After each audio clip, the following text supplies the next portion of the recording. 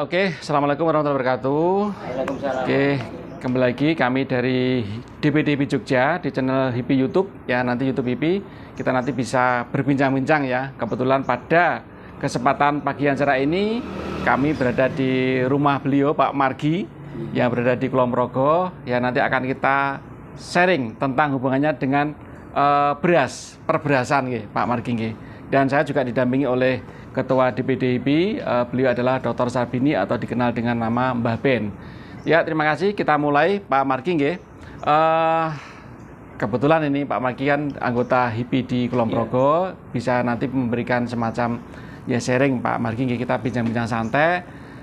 Awal mulanya kenapa kok Pak Margi itu menekuni bidang beras nih Pak Margi? Ya, terima kasih Bapak. Ini mungkin langsung saya sampaikan aja terkait dengan awal mula saya bekerja atau mungkin menggeluti usaha bisnis perberasan. Berawal dari saya sebenarnya itu sudah putus asa mencari pekerjaan. Waktu itu saya visi misi untuk cita-cita saya itu mulia, ingin menjadi guru.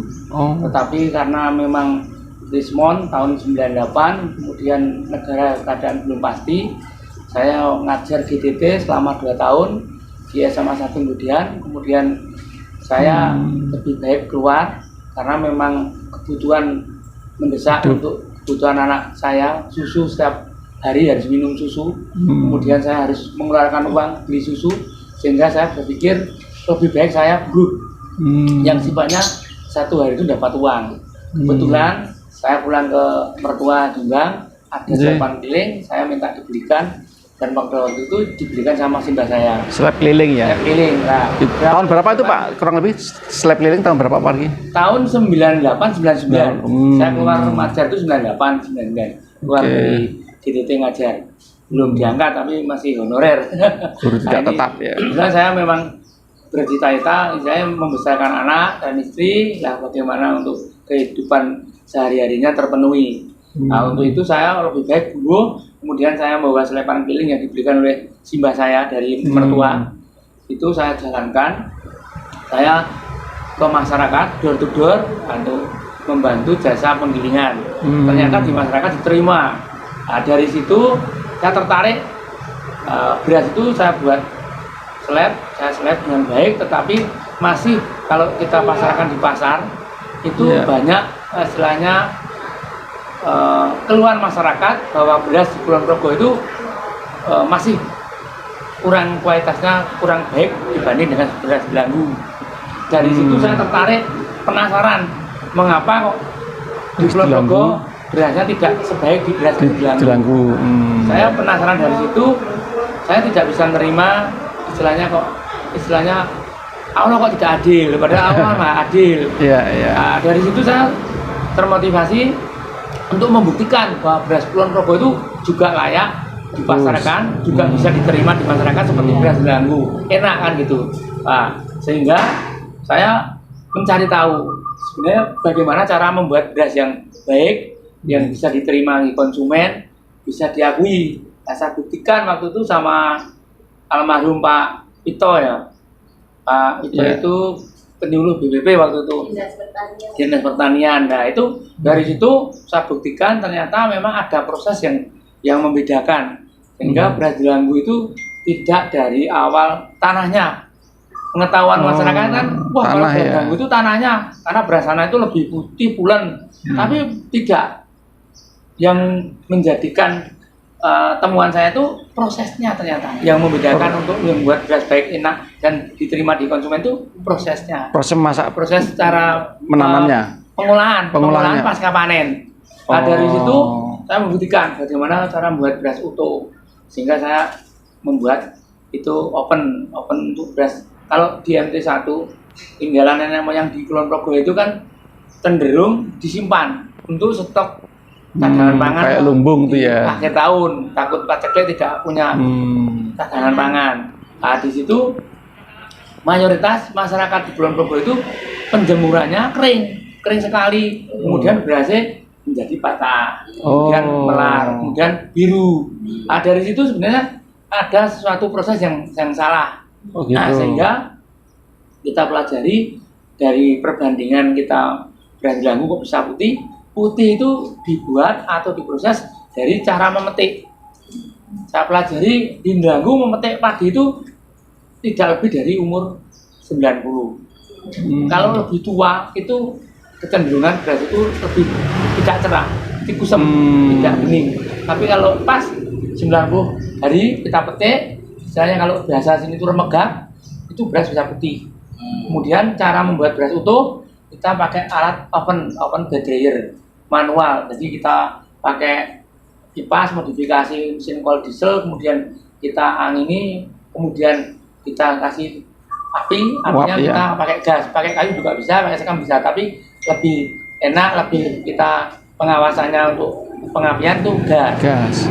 Dari itu berawal kita sudah menemukan bukti kalau pengolahan beras MT1 yang mayoritas di Kulon Progo itu berasnya Pak Tarmo, bahkan jadi bisa dikatakan jadi menit, itu utuh semua. Ya, berarti Pak Marki juga udah punya kayak semacam mesin oven itu ada ya? Sudah punya. Oke. Ya, bisa kita lihat nanti ya. Berawal dari situ kita sudah buktikan beras utuh. Kemudian bagaimana cara beras itu untuk membuat putih? Nah, kita ada modifikasi mesin. Itu pakai Kebi. Ternyata Kebi itu juga sudah dari teknologi Jepang. Itu ada mesin Kebi 40. Kalau di sini kan tidak ada, adanya cuma ICI. Tapi dimodifikasi campur air, kemudian pakai kompresor, kita kasih air, semprot. Itu ternyata teknologi itu sudah lama di Jepang. Nah, kita hanya tahunya ya di kita itu ya cuma modifikasi aja. Nah, dari itu kita buat beras baik. Itu puncak istilahnya pembuatan beras.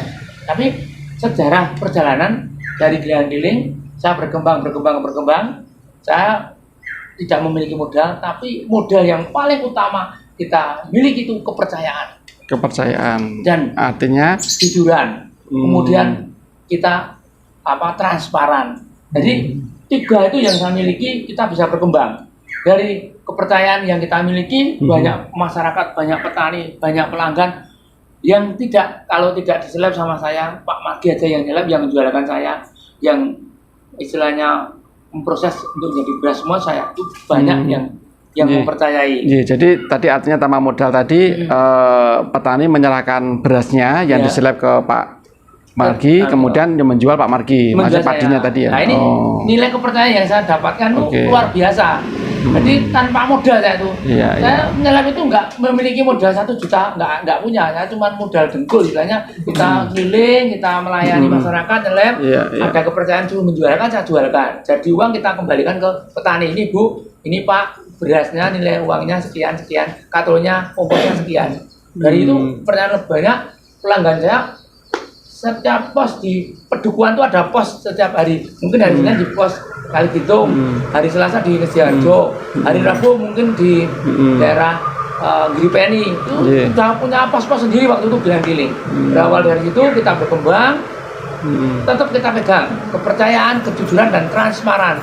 Nah, ini ada salah satu kepala gudang di Bulog sini melihat, mengenal saya diberikan kepercayaan juga. Margi, saya tolong dicarikan gabah sebanyak mungkin untuk masuk di Bulog waktu itu.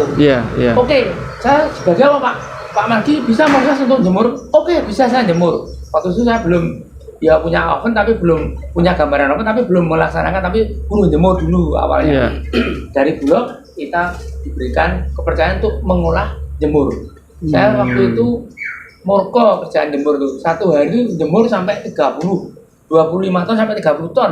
Itu 5 orang. Murko kerjaan itu. Saya jemur sana sini, saya isi. Dari situ saya punya nilai plus. Rawatan saya, hasil olahan jemuran saya baik, dipercaya sama Bulog, saya dikasih pinjaman uang.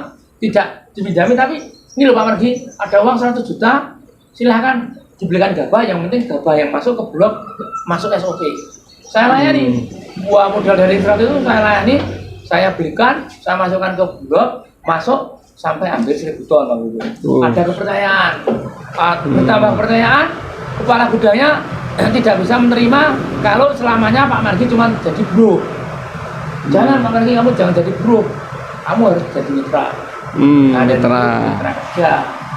Bulog kita diangkat, kita tidak mempunyai kendaraan, tidak mempunyai modal, tapi kerjasama yang kita gunakan alatnya cuma kepercayaan, kejujuran dan kemanfaatan. Kalau Bulog kan mestinya semua fasilitas ada ya, kendaraan semuanya. Oke. Dari situ saya berkembang, terus kemudian tahun 2000 berjalannya waktu 2011 ya, 11 ketemu Pak Bupati Hasto. Nah, ketemu di situ saya sebagai pemasok Raskin waktu itu, Pak Hasto ingin merubah Raskin itu sesuatu beras yang baik. Jadi bila beli Kulon Progo, Raskin jadi Rasda. Nah, saya dimintai untuk bantuannya melaksanakan program bila beli Kulon Progo. Dari itu juga ada kepercayaan lagi dari Pak Bupati, dikasih kepercayaan untuk memasok. Sementara saya mengeluh Kulon Progo itu surplus, berasnya surplus, pengolahannya sudah bisa baik. Buktikan Pak Margi, kalau Pak Margi bisa menyuplai beras PNS Kulon Progo, rumah sakit, dinas kesehatan, bank. Nggih Pak, siap Pak Aso, Kulon Derek, saya rencang lewat Gapotan, lewat asosiasi diberikan tender untuk mengisi beras PNS Kulon Progo. Oke, tadi artinya Pak Margi bergerak ini kan tidak hanya sendiri ya, tadi kan melibatkan Gapotan. Jadi memang ada beberapa organisasi atau paguyuban yang akhirnya bermitra juga kan dengan Pak Margi. Jadi dari awalnya saya sendiri, kemudian saya sama pemerintahan Kulon Progo harus menjadi seksi usaha Gapotan, sehingga bisa pemberdayaan Gapotan di Kulon Progo khususnya pada umumnya di Kulon Progo. Teman-teman banyak yang bergabung dari seksi usaha pemilihan seperti saya bergabung ke Gapotan untuk pemberdayaan. Bergabungnya dari seksi usaha menjadi asosiasi Gapotan seksi usaha. Yang di PM waktu itu memang dari pemerintah ada support, ada dana hibah untuk penyerapan gabah di Kulon Progo, sehingga visi-misi Pak Bupati itu inginnya pangan di Kulon Progo surplus itu ada di Kulon Progo, tidak lari keluar. Program waktu itu saya jalankan mengisi beras Rasda, Raskin dari Rasda berjalan dengan baik. Kemudian saya juga mengisi PNS, diterima sampai sekarang mereknya beras sehat. Beras sehat. Beras sehat itu waktu itu nggak tahu ya kalau singkatannya waktu itu memang ada kaitannya kalau dipanjangkan ya. Dulu Rasto Tejo waktu itu. Kalau dipanjangkan, tapi saya juga nggak tahu kok. Sehat ternyata ada kepanjangannya seperti itu lah. Sampai sekarang merek sehat itu diterima masyarakat di PNS, kemudian di kios-kios atas sampai sekarang udah laku dan punya pangsa pasar, dan bahkan bisa bersaing harga dengan beras Delanggu. Karena waktu itu beras Kulon Progo sebelum diolah diproses dengan proses yang baik, yang benar, itu beras itu masih di bawah sendiri. Beras Kulon Progo itu paling murah sendiri karena di pasar dicacat ya beras Karmo, beras biru, beras Atos. Nah, setelah saya pakai proses-proses yang ternyata memang sebenarnya proses sudah lama, tapi saya juga mengamati sendiri, membandingkan dengan proses di Delanggu, proses di daerah penghasil beras yang baik. Wah, ini ternyata saya juga menemukan di Kulon Progo bisa diproses seperti beras di yang lain, baik bisa diterima masyarakat. Akhirnya beras merek sehat bisa diterima masyarakat sampai sekarang. Bisa istilahnya ada kepercayaan. Dan sampai sekarang masih dengan Bulog masih dengan PNS juga masih ya? Dengan Bulog saya masih juga nyuplai, dengan PNS juga nyuplai, dan bahkan sekarang ditambah sama Pak Gubernur. Karena beras-beras sehat di Kulon Progo yang diproduksi oleh Gapotan khususnya Panca Manunggal ini sudah bisa diterima untuk dimasukkan ke ASN, Kepatian, dan dinas-dinas di Jogja, Nah, ini perkembangannya. Kalau awal masalah ini perkembangan perberasan, sebenarnya itu saya rasa tingkat proses yang menentukan bagaimana bisa diterima masyarakat dan tidak diterima masyarakat, itu tinggal prosesnya. Kira-kira berarti sekarang kebutuhan berapa ton sebulan atau hitungannya itu? Beras, sebelum adanya ke PNS, ke Bulog, kemudian ditambah lagi kemarin ada bantuan pangan non tunai. Nah, bantuan saya kebagian kurang atau lebihnya dari Gapotan, Hulu sampai Progo dari teman-teman, dan ini itu baru IPL-nya. Kemudian kalau yang per bulannya ASN-nya untuk PNS-nya itu yang Kulon Progo 15, yang DIY-nya sekitar 2,5 ton. Nah, Pak Magi, ini kalau mengenai tadi padinya itu asli dari Kulon Progo semua ya, asli tidak mendatang, tidak impor ya. Dari luar. Sebenarnya Kulon Progo itu surplus, cuman memang tingkat persaingan perdagangan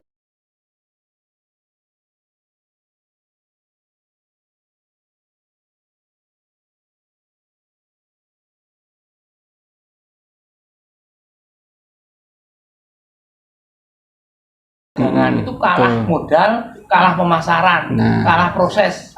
Kalau Kulon Progo itu seperti saya banyak yang bangkit, yang memproses seperti saya itu muncul nanti berkembang, insya Allah Kulon Progo tidak lari keluar. Beras Kulon Progo ada di Kulon Progo, bisa diproses dan bisa dipasarkan. Nah ini ternyata sekarang karena memang persaingan bebas, ini untuk penyerapan gabah yang dari Kulon Progo itu agak terancam adanya perubahan kebijakan dari pemerintah Pak Jokowi yang dulunya bantuan pangan non tunai itu wujudnya beras, telur, lele, sayur. Daging. Pada waktu tahun 2022 kemarin, Januari, Februari, Maret diganti tunai. Ini menjadikan suatu permasalahan besar. Menjadikan stok pangan di Kulon Progo terancam dibeli tengkulak luar.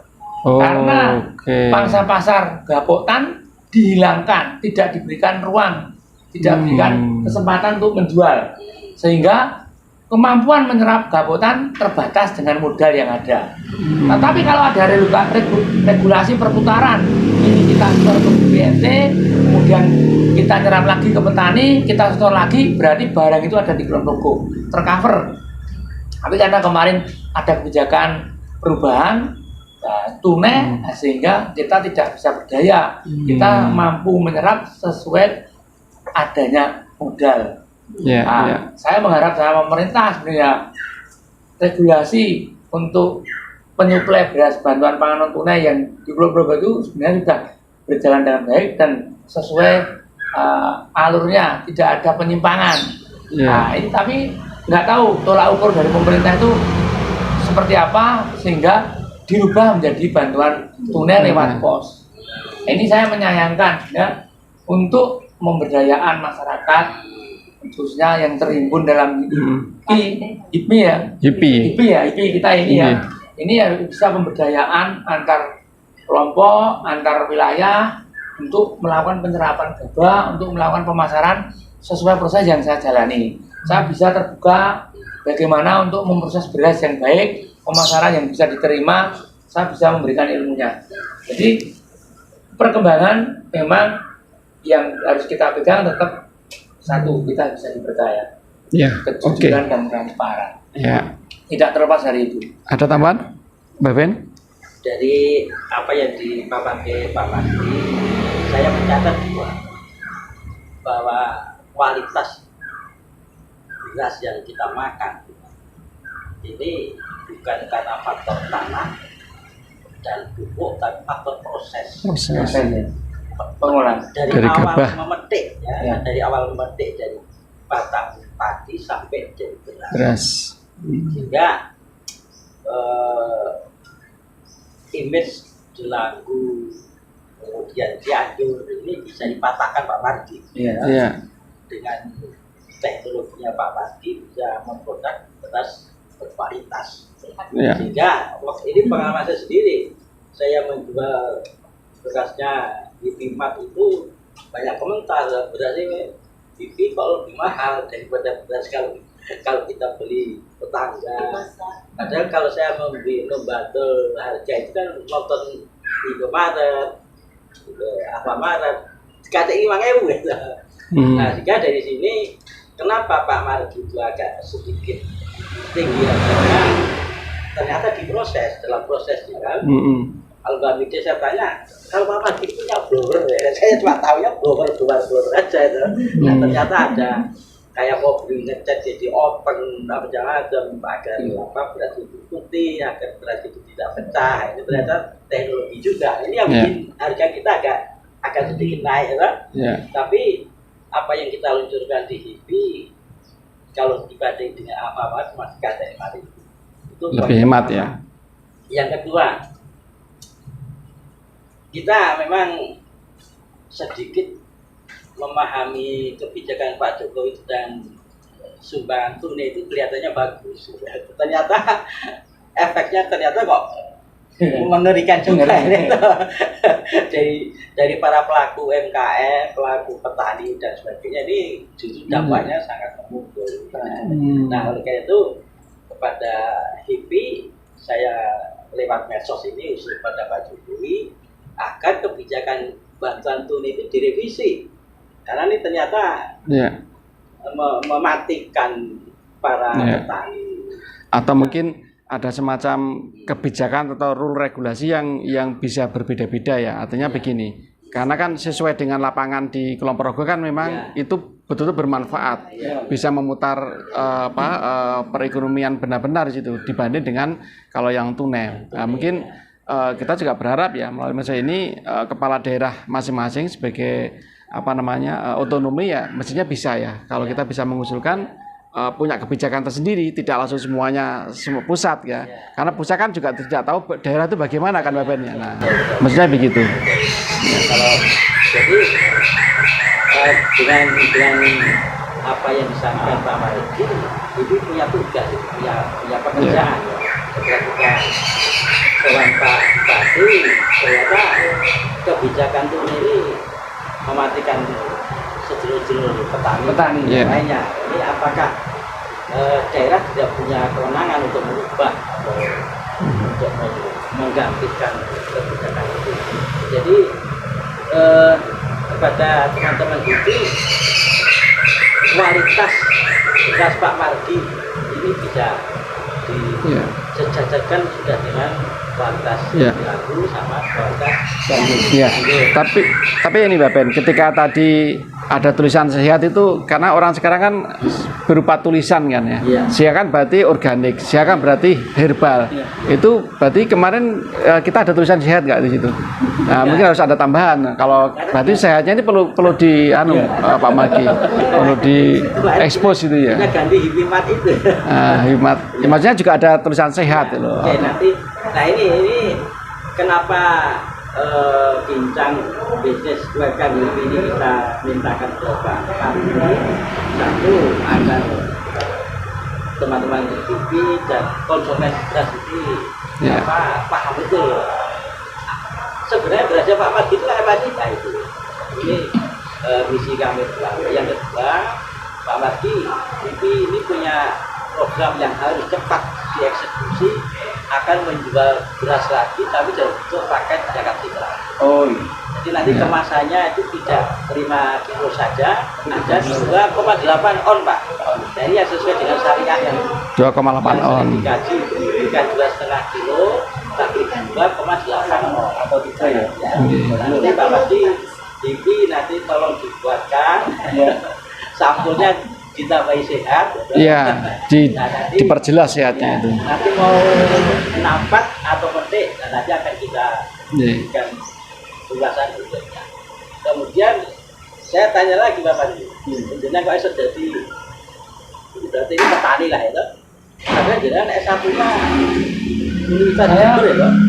Itu pendidikan S1-nya pendidikan bahasa sastra. Oh, bahasa dan sastra ya. Oh, gitu. Makanya berasnya kelihatan lembut karena dari basicnya sastra ya.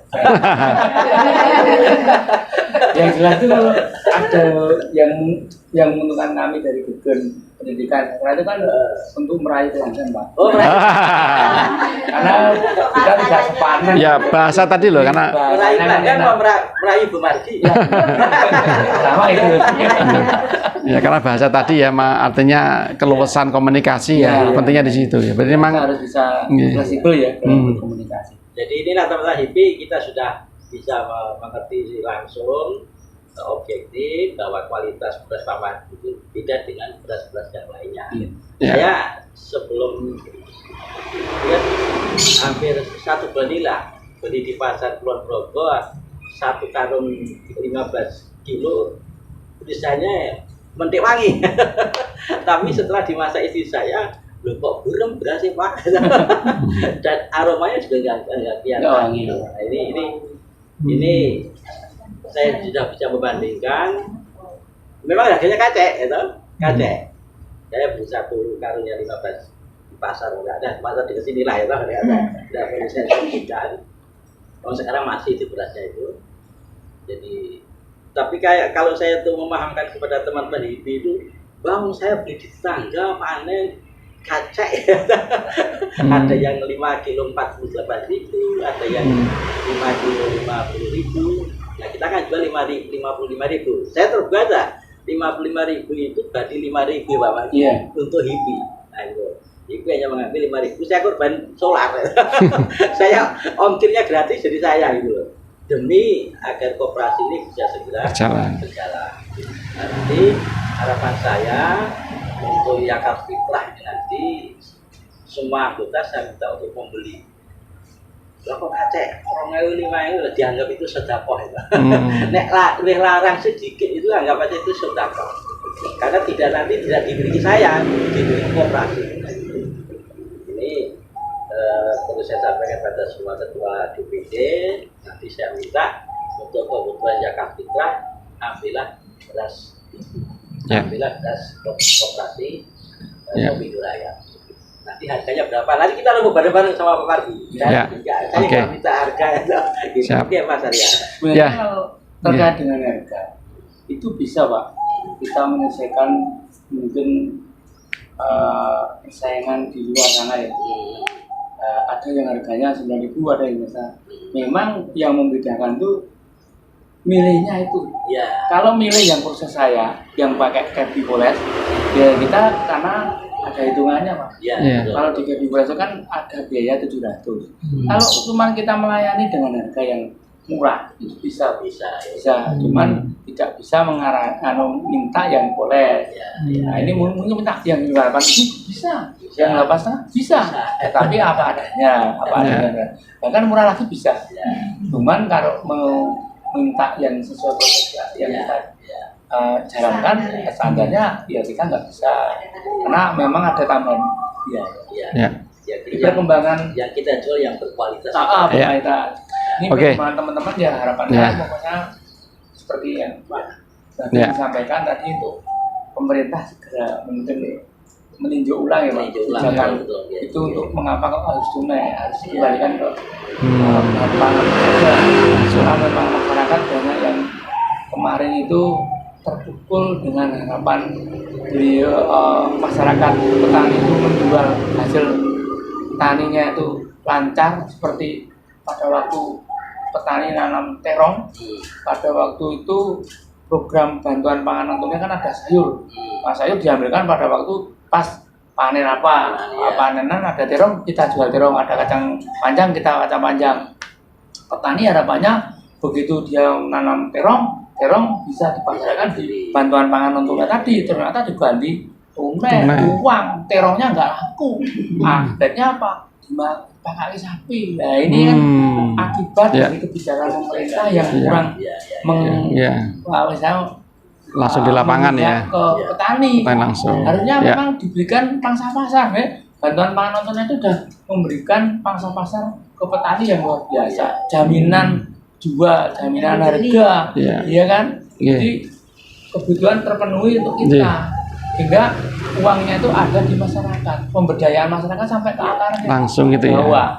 Ini saya amati kemarin, ini sebenarnya kebijakan menjadi tunai ini pemerintah banyak yang mengena pada petani, khususnya petani yang modalnya pas-pasan, sehingga pemerintah visi misinya untuk mengentaskan kemiskinan, bantuan pangan non tunai tadi diganti tunai, menjadikan orang jadi jatuh miskin karena tanamannya terong nggak laku, nggak ada yang beli, terus dia modalnya juga pas-pasan.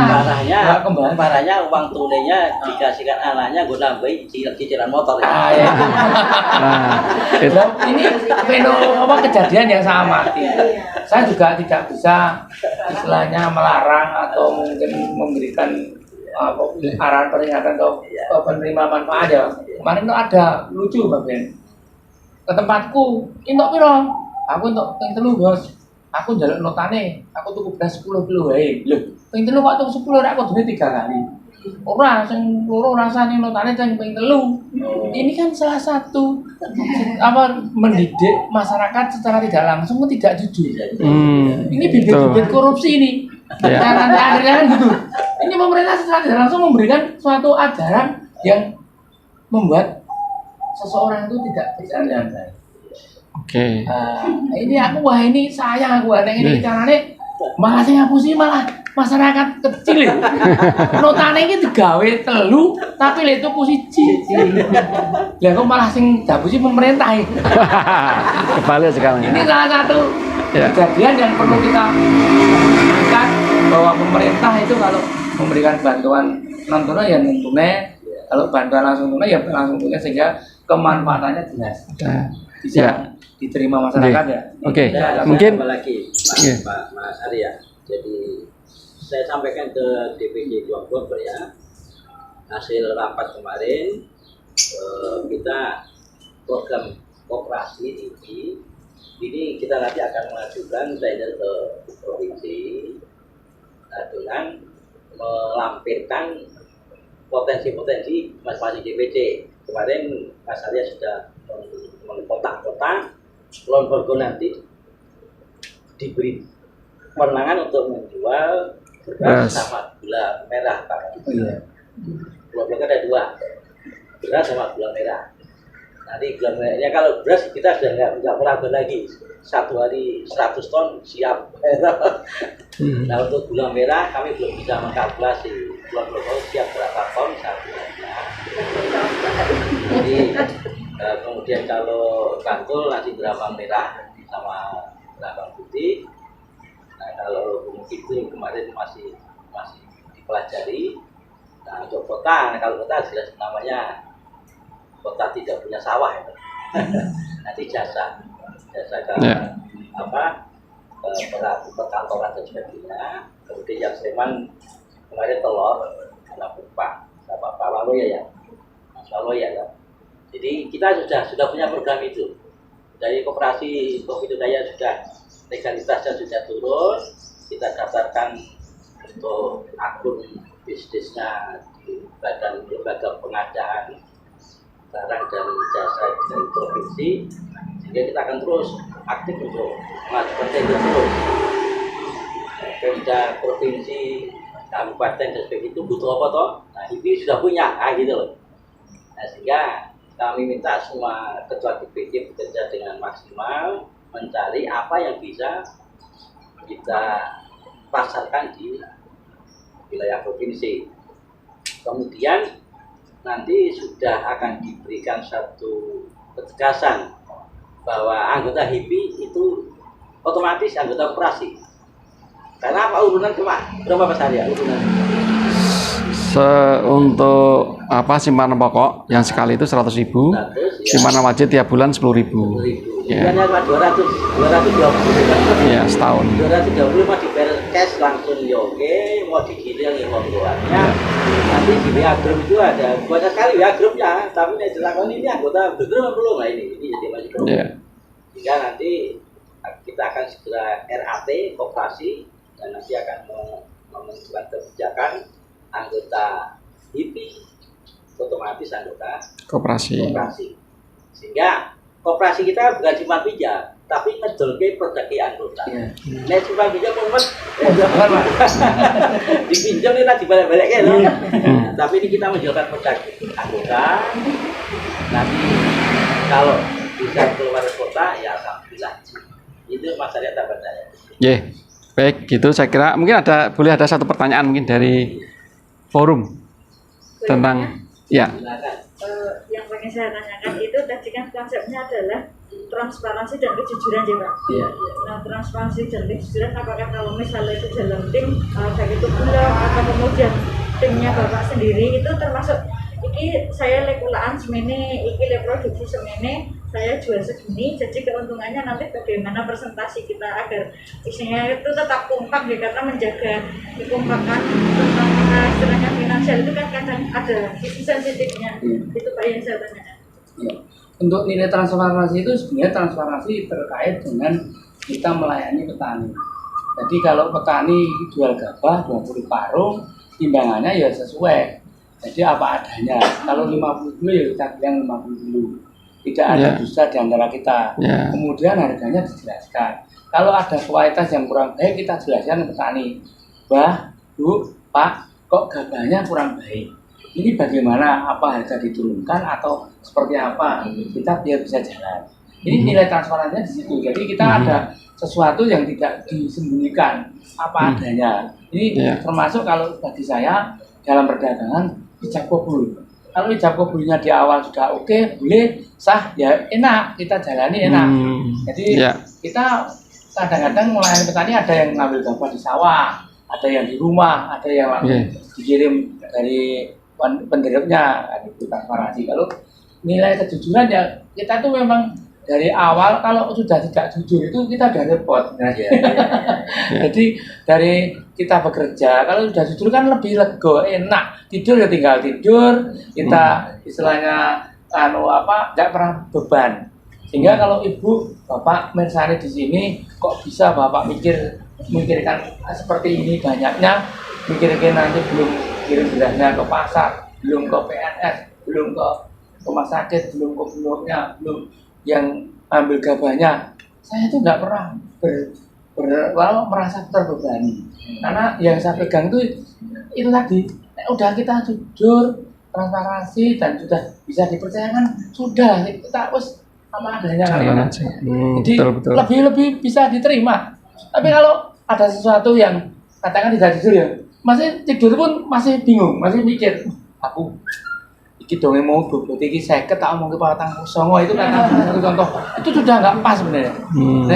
Untuk kemajuan dalam berdagang apa saja sebenarnya transparansi yang disampaikan mbaknya itu tidak transparansi. 8.000 kemudian kita jual 8,5, dibeli tawar 83 masih bilang belum untung, salah itu. Dalam hukum perdagangan salah. Kita beli 8.000, kita tawarkan 8,5, ditawar 8.300. Kalau nilai transparansi kita sampaikan ditawar 8.300 mesti mbak wah belum untung, itu salah. Lebih baik pokoknya kalau memang belum beli ya sudah belum kita. Jadi kalau dalam perberasan nilai transparansinya itu transparansi melayani masyarakat. Kalau sama pedagang kita sudah memberikan hitungan proses biaya-biaya yang dikeluarkan. Satu, proses mungkin poles, kemudian pengemasan, kemudian biaya untuk tenaga.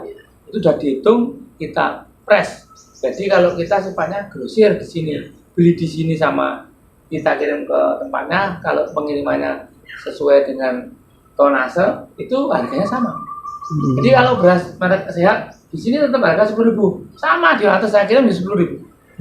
Jadi pembeli tetap dijual di atas masih lebih. Nah di situ. Nah, ini sudah dihitung.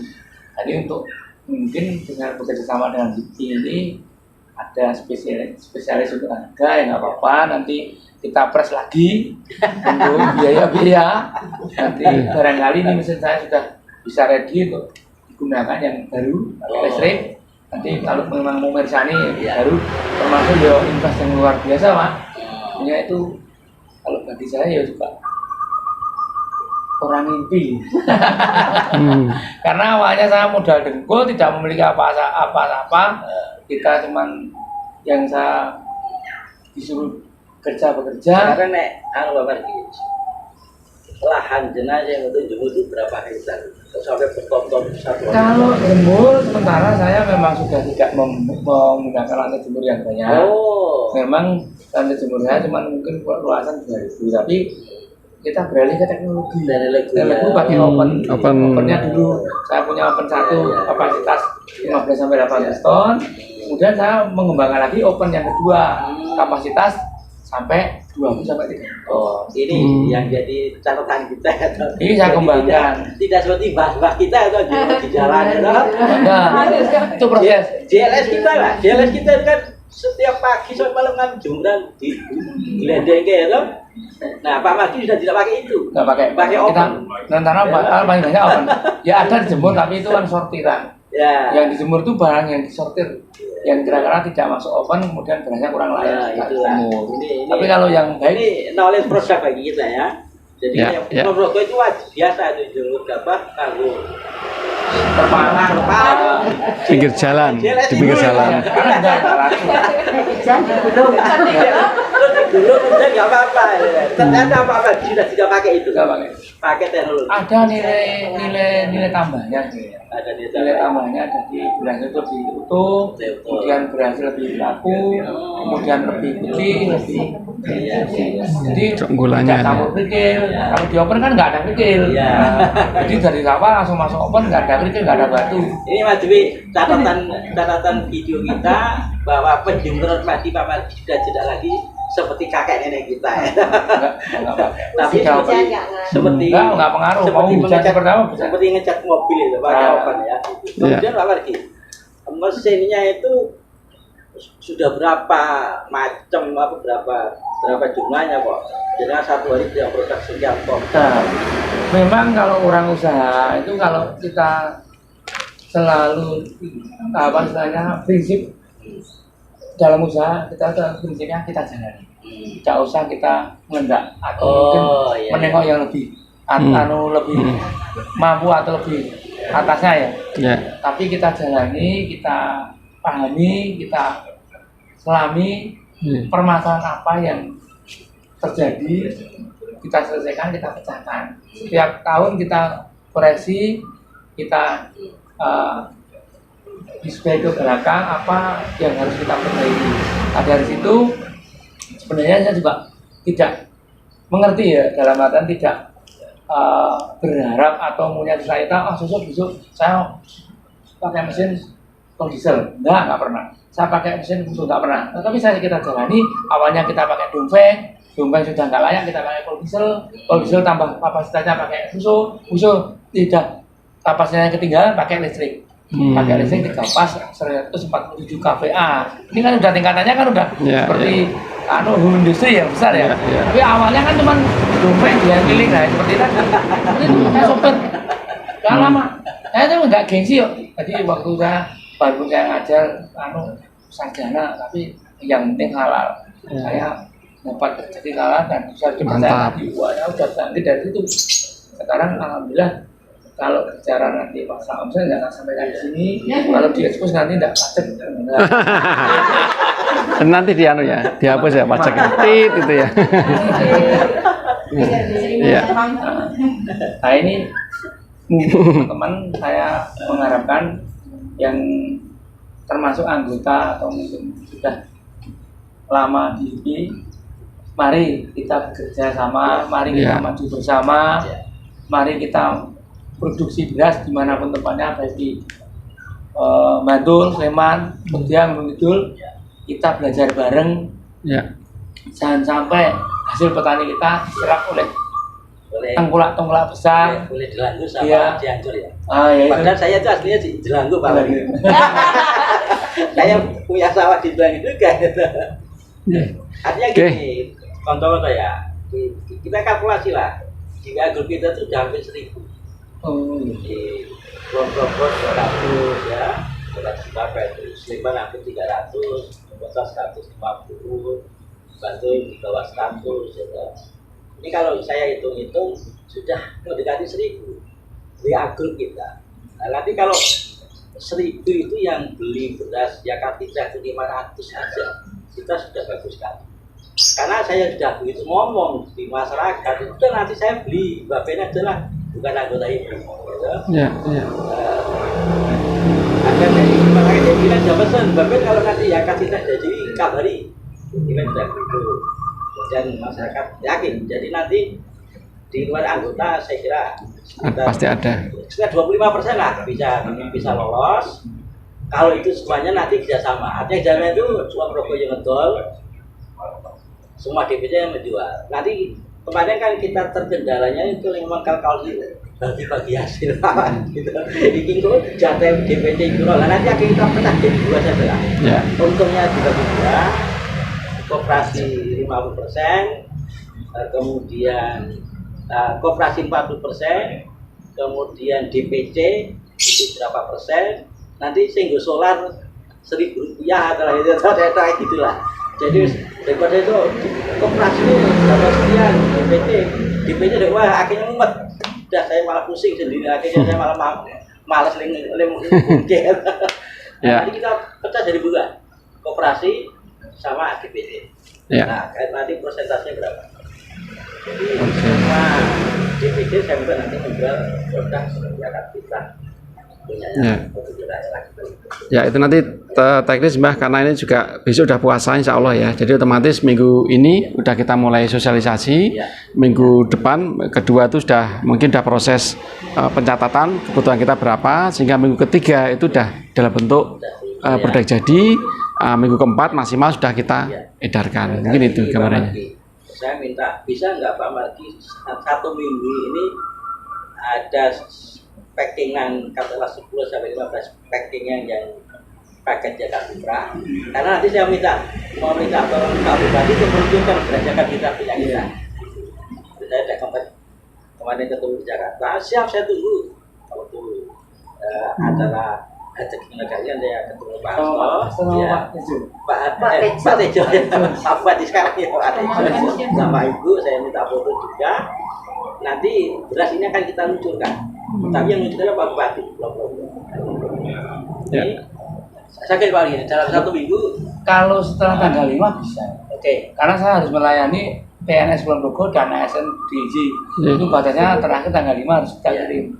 Setelah itu kita free itu kita melayani. Belum ada janji. Rutinitas. Berarti tanggal ini kan sudah tanggal 1, tanggal 5 berarti 4 hari lagi. Bisa. Setelah itu cukup. Tapi kalau ini memang saya harus fokus ke pelayanan PNS. Nanti sekretariat sudah mengirimkan surat ke Pak Bupati untuk mau minta tolong bantuan untuk menunjukkan beras HIPI paket zakat fitrah. Ya, siapa? Kami desain apa?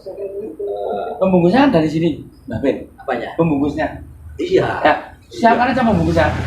Nggak mungkin kalau memang mau dibungkus 2,8 on. Itu ya pesen yang 3 kiloan itu.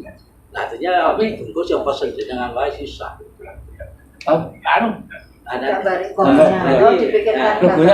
Logo nanti yang kak kemarin. Kalau segera berarti karena itu memang yang terkendala lamanya di desain ya. Bungkus nanti dipercepat dan desain bungkus nanti sekaligus untuk lampiran turun ke Pak Bupati. Kesepakatan 28 apa 3 kilo? 28 aja 2,8. Sesuai dengan syariah itu. Iya. 28 ya? Iya. 28 berarti tetap nanti tulisannya 28. Iya, betul. Iya, betul. Atau 21 boleh. Iya, 28. Nanti tulisannya langsung 28. Iya. 2,8. Iya. Jadi ini kita ngikuti kajian-kajian yang terakhir ini 2,8. Kalau yang raja kan ada 2,5 Pak Mardi. Ada, yang 25. Ya, yang 25 sudah ada ya kalau. Ada 25 kilo ada. Kalau raja gitu loh Pak, kita di sini sih 2,8. Ya nanti yang biar raja biar tersingkir, ada hasilnya 2,8. Itu strategi kita lah ya kan. Oke. Ya. Oke. Saya kira sampun Mbak Ben sudah nanti bisa kita atur semuanya teknisnya. Saya kira itu cukup teman Bapak Ibu semuanya. Nanti mohon bantuannya untuk bisa di YouTube kita untuk like, subscribe dan kita share ya, karena memang yang penting adalah share kepada terutama bisa sampai ke buat kebijakan. Cukup, terima kasih dari kami. Oke, gimana? Tambah lagi. Saya minta dengan saya ulang lagi semua ketua DPD. Ini kan bintang UMKM edisi kelima. Dari dulu yang sering di Polres. Nah, sekarang program kita bincangnya tidak di hotel, tapi langsung di anggota, di tempatnya host anggota kerja, produknya anggota. Nah besok kita akan beralih ke Sleman, ke Telor, nanti meluncur ke kota, ke Bantul, ke Gunung Kidul. Nanti Kulon edisi berikutnya.